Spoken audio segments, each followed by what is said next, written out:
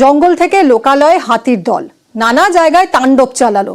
কোথাও চাষের জমিতে দাপাদাপি, কোথাও রেস্তোরাঁয় ঢোকার চেষ্টা, আর এই নিয়েই আতঙ্ক।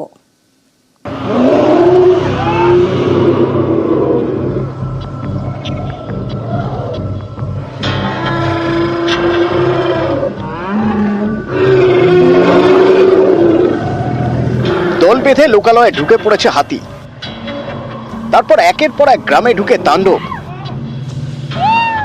এতে চাষের জমির দফা রফা। নভেম্বরের প্রায় শেষ, আমন ধান কাটার মরশুম।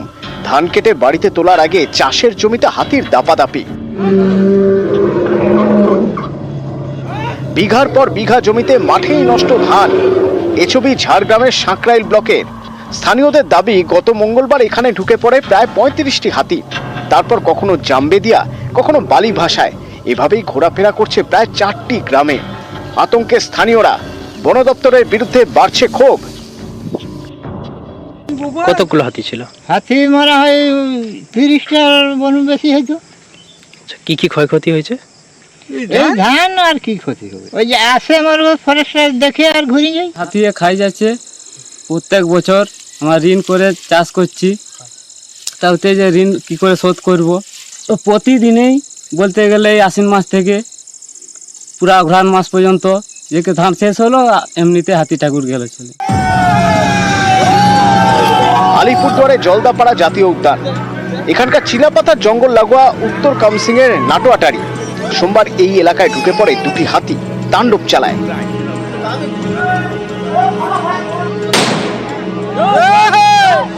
জলপাইগুড়ির মেটেলি। রবিবার গভীর রাতে এখানকার উত্তর ধূপছড়ায় ধান জমিতে ঢুকে পড়ে হাতি। তৈরি হয় আতঙ্ক। স্থানীয় বাসিন্দা এবং বন দপ্তরের কর্মীদের চেষ্টায় হাতিদের জঙ্গলে ফেরানো হয়। শিলিগুড়ির খড়িবাড়ির বাতাসি বাজার। রবিবার গভীর রাতে এখানে চলে আসে দুটি হাতি। তার মধ্যে একটি হাতিকে রেস্তোরাঁর সামনে ঘোরাফেরা করতে দেখা যায়, পরে সেখান থেকে চলে যায়। দুটি হাতি এলাকায় দাপিয়ে বেড়ায়। বন দপ্তর জানিয়েছে, হাতির হানায় কোনো ক্ষয়ক্ষতি হয়নি। নিউজ 18 বাংলা।